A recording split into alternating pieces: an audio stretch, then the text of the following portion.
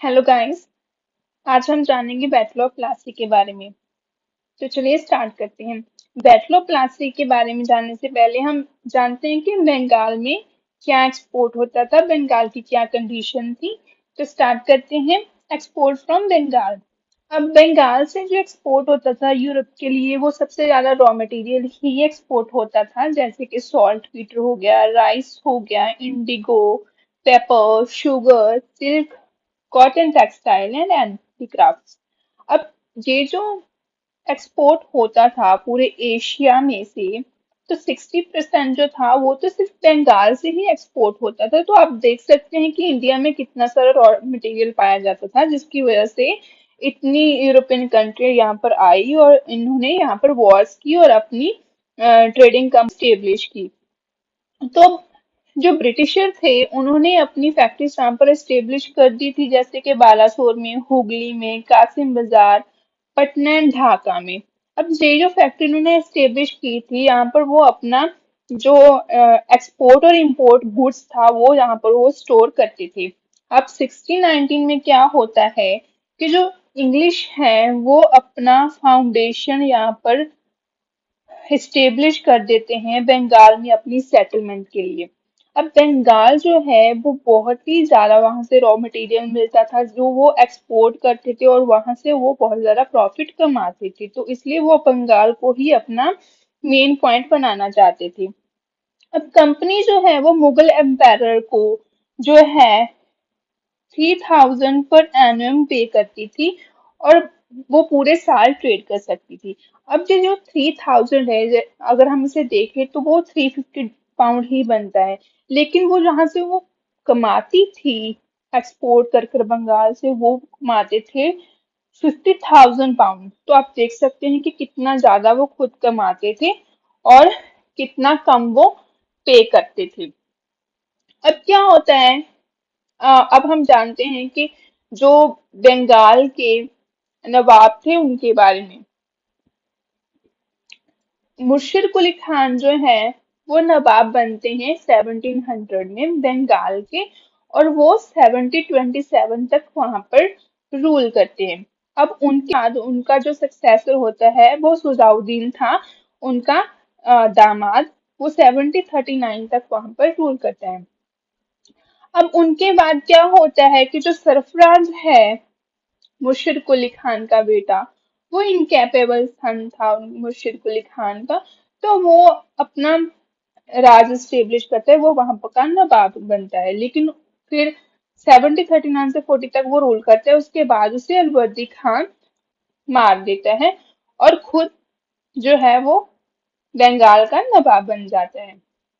जो अलवर्दी खान था वो 1756 तक रूल करता है बंगाल में, और वो जो मुगल एम्पायर को पे करता था, ट्रिब्यूट्स पे करता था, वो बंद कर देता है पे करना, क्योंकि उन्होंने ब्रिटिशर्स को फ्री ट्रेड के लिए मंजूरी दे दी थी, जिसकी वजह से बंगाल में बहुत सारे फाइनेंशियल क्राइसिस होने स्टार्ट हो गए थे।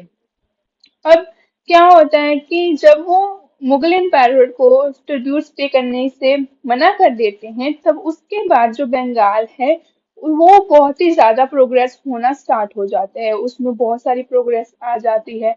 और फिर उसे मराठा से भी जो है वो फाइट करनी पड़ती है। इसके बाद क्या होता है कि जो इंग्लिश है, जब मराठा के साथ वार चल रही होती है, तो इंग्लिश जो है, ब्रिटिश ईस्ट इंडिया कंपनी जो है, वो इस चीज का फायदा उठाती है और अलीवर्दी खान के पास जाती है और बोलती है कि मराठा से आपका युद्ध हो गया है, तो प्लीज आप हमें परमिशन दे दें कि हम अपना फोर्ट विलियम जो है वो यहाँ पर सेटल कर दें, ताकि वो हम पर हमला ना कर पाए और हमारा जो एक्सपोर्ट और इंपोर्ट का गुड्स है उसे तबाह ना कर पाए। तो अब अलीवर्दी खान जो है वो बेचारा उन्हें परमिशन दे देता है और वो वहां पर अपना फोर्ट विलियम जो है वो बनाना स्टार्ट कर देते हैं। तो अली वर्दी खान उसके बाद अपने कमांडर को कहता है कि यूरोपियन को यहाँ से भगा दो। अब उनका कमांडर ने कहता है कि कल आपने कहा था कि आपने परमिशन दे दी है उन्हें फोर्ट बनाने के लिए, तो वो अलीवर्दी खान कहता है कि तुम्हें पता नहीं क्या, कर्नाटक वॉर में उन्होंने क्या किया, फ्रेंच को नहीं छोड़ा, मुगलों को नहीं छोड़ा, तो वो हमें क्या छोड़ेंगे, तो उन्हें यहाँ से भगा दो। लेकिन उन्हें भगाने से पहले क्या होता है, अलवर्दी खान की डेथ हो जाती है अप्रैल 1756 में। अब उनकी डेथ के बाद उनका जो सक्सेसर होता है वो होता है उनका ग्रैंडसन सिराजुद्दौला। जो उनका ग्रैंडसन होता है, उनकी छोटी बेटी का बेटा होता है। तो ये बहुत ही कम उम्र का नवाब बनता है। बहुत ही कम उम्र होती है इसकी जब ये नवाब बनता है। अब इसके नवाब बनने के बाद बहुत सारे इनके एनिमीज होते हैं इनके घर में ही। तो जैसे शौकत जंग है, जो वो नवाब था पूर्णिया का, वो भी इनका दुश्मन बन जाता है। तो सिराजुद्दौला उन्हें डिफीट कर देते हैं बैटल में और उन्हें मार देते हैं। इसके बाद जो उनका दुश्मन होता है, वो इसका नहीं होता है, वो होता है घश्ती बेगम। वो सिराजुद्दौला की मौसी होती है। अब उसकी मौसी के पास बहुत सारा खजाना होता है, तो वो उसमें से कुछ असरफियां जो होती हैं उस टाइम पे जो पे करती थी, वो कुछ लोगों को देती थी और कहती थी कि जाओ तुम जाकर सिराजुद्दौला को मार दो। जब ये बात सिराजुद्दौला को पता चलती है, तो वो अपनी जो मौसी है उसे खजाने से ही अलग कर देता है। तो अब उसके पास कुछ रहा नहीं, तो वो खुद ऐसे जो साजिशें थे वो करना बंद कर देती है। उसके बाद जो इनका एनिमी आता है वो बनता है मीर जफर। अब ये मीर जफर कौन था? मीर जफर जो था वो अलीवर्दी खान की भतीजी का हस्बैंड था, सिस्टर नहीं है गाइस यहाँ पर, वो भतीजी का हस्बैंड था। तो सिराजुद्दौला मीर जफर को रिप्लेस करके वहां पर मीर मदन को अपना सेनापति अपॉइंट कर लेता है। गाली हिंदूस थे जो, वो भी इनके एनिमी थे, इनके खिलाफ थे सिराजुद्दौला के। उसके बाद इनके कोर्ट में ही कुछ लोग थे, जैसे जगत सेठ, ओमी चंद राय, वल्लभ राय दुर्लभ। ये सब उनके एनिमी थे, सब चाहते थे कि वो रूल ना करें। अब कितने सारे इंटरनल राइवल्स थे उनके। और साथ ही साथ में क्या होता है, कमर्शियल एक्टिविटी थी जो ब्रिटिश ईस्ट इंडिया कंपनी की। ये दोनों चीजें मिलकर सिराजुद्दौला की पोजीशन को एक थ्रेट पहुंचा रही थी। तो अब क्या है, सिराजुद्दौला जो थे वो इम्पल्सिव नेचर के थे। इम्पल्सिव नेचर मीन्स वो बिना सोचे ही एक्शन ले लेते थे। वो बहुत ही छोटी उम्र के थे, जिसकी वजह से वो बहुत भावुक थे। वो कुछ भी सोचते नहीं थे, शॉर्ट टेम्पर थे, लैक में एक्सपीरियंस था, जिसकी वजह से वो अपने आप को इनसिक्योर महसूस करने लगते हैं। अब बैटल ऑफ प्लासी होती है, तो उसके पहले क्या कंडीशन है जिसकी वजह से बैटल ऑफ प्लासी तो युद्ध होता है। अब कंपनी जो है वो रामपथ मिसयूज करती है ट्रेड का। इसका मतलब ये था कि जो मुगल एम्पायर ने कंपनी को फ्री ट्रेड के लिए फरमान दिया था, मैग्ना कार्टा, वो उसका मिसयूज करते थे। कैसे मिसयूज करते थे, वो क्या करते थे कि जो मुगल एम्पायर था उसने कहा था कि आप व्यापार के लिए, ट्रेड के लिए फ्री ट्रेड कर सकते हो, लेकिन अगर आपका कोई पर्सनल गुड्स है तो आप उसके लिए टैक्स पे करेंगे। लेकिन वो यहाँ पर मिसयूज करते थे उस चीज का। वो अपनी पर्सनल गुड्स को भी फ्री लेकर जाते थे विदाउट पेइंग टैक्स। अब साथ ही साथ में वो क्या करते थे, अगर कोई और व्यापारी है, इंडियन व्यापारी है, इंडियन ट्रेडर है, तो वो क्या करते थे, उसे बोलते थे कि तुम कितना पैसा टैक्स पे करोगे वहां पर जाकर। तो वो बताता था कि मुझे मान लीजिए मुझे 100 रुपीज पे करने हैं वहां पर। तो ब्रिटिश ईस्ट इंडिया कंपनी थी जो, वो कहते थे कि तुम हमें 50 रुपीज दे दो और हम तुम्हें वहां से जाने दे देंगे। तुम कहना कि ये गुड्स जो है वो ब्रिटिशर्स का है और हम यहाँ पर टैक्स पे नहीं करेंगे, क्योंकि हमें मैग्ना कार्टा का एक फरमान मिला हुआ है। तो वो ऐसे उसका मिसयूज करना स्टार्ट कर देते हैं। अब ब्रिटिशर्स ने क्या किया, अपना फोर्ट बनाना स्टार्ट कर दिया विदाउट परमिशन ऑफ नवाब। अब उन्होंने सिराजुद्दौला की परमिशन तो लेनी थी और अपना फोर्टिफाइड करना शुरू कर दिया था कलकत्ता को। अब अलवर्दी खान ने उन्हें परमिशन दी थी, उसके बाद परमिशन रोक दी थी कि आप किला नहीं बना सकते। तो अब सिराजुद्दौला से उन्होंने परमिशन नहीं ली। जब ये बात सिराजुद्दौला को पता चलती है, तो वो गुस्से में आ जाता है कि वो हमसे बिना पूछे कैसे अपना फोर्ट यहाँ पर स्टेब्लिश कर सकते हैं, बना सकते हैं। और उसके बाद क्या होता है कि एक कृष्णा दास नाम का पॉलिटिकल फ्यूजिटिव था, भगौड़ा था, जो कि बंगाल का कुछ खजाना लेकर भागा हुआ था। तो ब्रिटिशर उसे पनाह दे देते हैं अपने वहां पर, और उसे वहां रखते हैं। तो ये बात सिराजुद्दौला को अच्छी नहीं लगती कि ब्रिटिशर उनके दुश्मनों को अपने यहाँ पर पनाह दे रहे हैं। तो सिराजुद्दौला क्या करते हैं, गुस्से में आते हैं और वहां जाते हैं। यहाँ पर फोर्ट बन रहा होता है, तो वहां पर एक ब्लैक होल ट्रेजेडी नामक घटना भी होती है। तो सिराजुद्दौला जब वहां जाते हैं और वहां पर फोर्ट बन रहा होता है, उसे बंद करवाते हैं। और वहां पर जो इंग्लिश पर्सन थे, 146 इंग्लिश पर्सन थे, जिसमें बच्चे भी थे, लेडीज भी थी।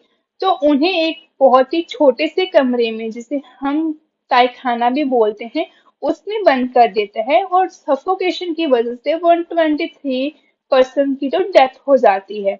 हालांकि हिस्टोरियंस इस बात को नहीं मानते, वो कहते हैं कि नंबर ऑफ विक्टिम्स जो है वो कम हो सकता है, क्योंकि इतने छोटे तय खाने में इतने लोगों को रखना पॉसिबल नहीं था। अब बैटल ऑफ प्लासी की स्टार्टिंग होती है।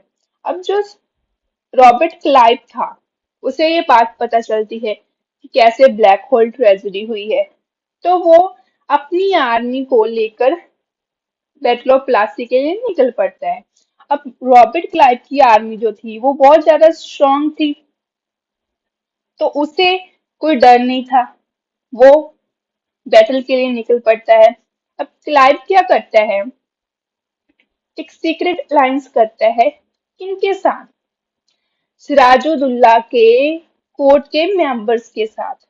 उनमें से आते हैं जैसे मीर जफर, रायदुर्लभ, जगत सेठ एंड ओमीचंद। अब इनके साथ वो एक सीक्रेट अलायंस कर लेता है, कॉन्स्पिरेसी कर लेता है सिराजुद्दौला के खिलाफ। अब मीर जफर जो है वो नवाब बनना चाहता है। तो कंपनी उसे कहती है कि अगर तुम नवाब बनना चाहते हो तो तुम्हें कुछ सर्विसेज पे करनी होगी कंपनी को, हम तब तुम्हें नवाब बनने की परमिशन देंगे। तो अब आगे होता है कि जो सीक्रेट अलायंस कंपनी करती है कॉन्स्पिरेसी सिराजुद्दौला के खिलाफ, तो उसमें जो बैटल ऑफ प्लासी है, बैटल ऑफ प्लासी 23 जून 1757 को हुई थी। तो वो बैटल जो है उसमें ब्रिटिशर की विक्ट्री पहले से ही डिसाइड हो चुकी थी कि ब्रिटिशर ही जीतेंगे, सिराजुद्दौला हार जाएगा ड्यू टू कॉन्स्पिरेसी। अब कॉन्स्पिरेसी में क्या होता है कि जो सिराजुद्दौला है उसके पास 15,000 आर्मी है, एक स्ट्रॉन्ग आर्मी है, उसके बावजूद भी वो डिफीट हो जाता है क्लैट से। क्योंकि कॉन्स्पिरेसी में जो लोग शामिल थे वो युद्ध को लड़ने के लिए आए ही नहीं थे, जिसकी वजह से सिराजुद्दौला को पता चल जाता है कि वो उसके साथ धोखा हुआ है, अब वो जीत नहीं पाएगा। अब सिराजुद्दौला को कैप्चर कर लिया जाता है और सिराजुद्दौला को मार देता है मीर जफर का बेटा मीरान। इसके बाद जो ब्रिटिशर्स हैं उनका मोनोपोलाइज हो, जो कमर्स में वो ज्यादा हो जाते हैं। अब पहले तो उन्हें एक दस्तक की जरूरत पड़ती थी कि अगर वो फ्री ट्रेड करना चाहते हो तो उनके पास एक दस्तक होना चाहिए। लेकिन अब क्या था, अब उन्हें किसी भी दस्तक की जरूरत नहीं थी, अब वो फ्री ट्रेड बिना किसी डर से कर सकते थे। अब मीर जाफर जो है वो तो नवाब बन गया बंगाल का, लेकिन उसे ब्रिटिशर को बहुत ही ज्यादा मनी, साथ ही साथ जमींदारी ऑफ 24 पेजेंट्स की देनी थी। अब ये पेजेंट्स जो हैं, ये ग्रुप ऑफ विलेजेस थे जो ब्रिटिशर को मीर जफर ने देने थे। अब यहाँ पर ब्रिटिशर का पॉलिटिकल सिग्निफिकेंस आना स्टार्ट हो गया था, क्योंकि उन्होंने अपनी फाउंडेशन यहाँ पर स्टेब्लिश कर दी थी, और साथ ही साथ उनकी मिलिट्री सुप्रीमेसी भी बंगाल में हो चुकी थी। और सबसे बड़ी बात, जो फ्रेंच थे ब्रिटिशर्स के दुश्मन, वो भी अब इंडिया से जा चुके थे। अब पूरा कंट्रोल जो था वो क्लाइव के पास था। मीर जाफर जो था वो पूरी तरह क्लाइव पर डिपेंडेंट हो जाता है, और साथ ही साथ क्लाइव अपना एक ब्रिटिशर रेजिम जो है वो कोर्ट में बिठा देता है, जिसकी वजह से ब्रिटिशर की जो सॉवर्निटी है वो रिकॉग्नाइज होनी स्टार्ट हो जाती है। अब मीर जाफर इस बात से परेशान हो चुका था कि किस तरह से जो क्लाइव है वो इंटरफियर कर रहा है उसके बंगाल में उसके एरिया में और उससे हर डिसीजन के लिए उसकी जरूरत पड़ती है। अब मीर जफर क्या करता है, क्लाइव के खिलाफ कॉन्स्पिरेसी करता है डच के साथ मिलकर चिनसुरा में। अब जो डच हैं, ब्रिटिशर डच को डिफीट कर देते हैं, और ये डिफीट जो करते हैं वो बेदारा में डिफीट कर देते हैं डच को 1759 में। अब क्या होता है कि मीर जफर जो है वो उसकी फेलियर को लेकर उसे अब पे करना था कंपनी को, क्योंकि उसने कॉन्स्पिरेसी की थी कंपनी के खिलाफ, तो उसे पे करना था।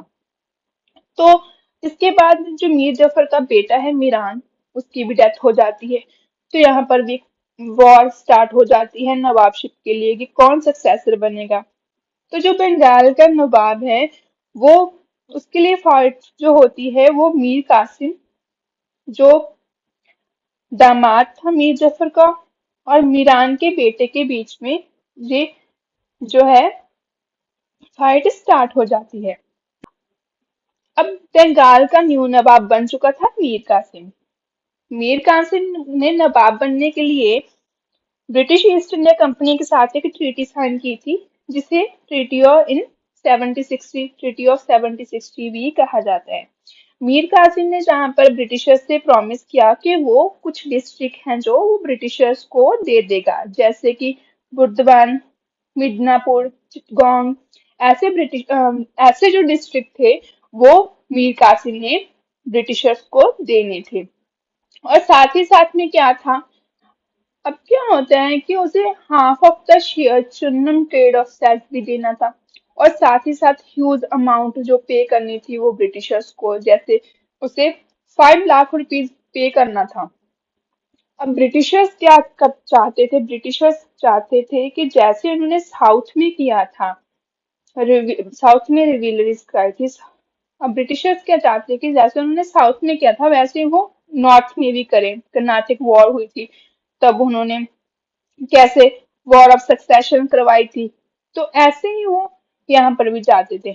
अब साथ साथ वो मीर कासिम को कहते हैं कि तुम्हारे जो फ्रेंड्स हैं, तुम्हारे जो एनिमीज है, वो कंपनी के फ्रेंड और एनिमीज भी हैं। तो मीर कासिम इस बात के लिए राजी हो जाता है, ट्रीटी साइन कर देता है। तो जहां तक हम देखते हैं कि बैटल ऑफ प्लासी में किस तरह से ब्रिटिशर ने अपना इन्फ्लुएंस दिखाया, किस तरह से खुद को और स्ट्रॉन्ग किया, और अपना फोर्ट, और किस तरह से उन्होंने अपना फोर्ट यहाँ पर इस्टेब्लिश किया और अपनी मिलिट्री की सुपरमेसी की। तो आई होप गाइस आपको बैटल ऑफ प्लासी समझ आया होगा। बाकी का हम नेक्स्ट क्लास में करेंगे। Thank you.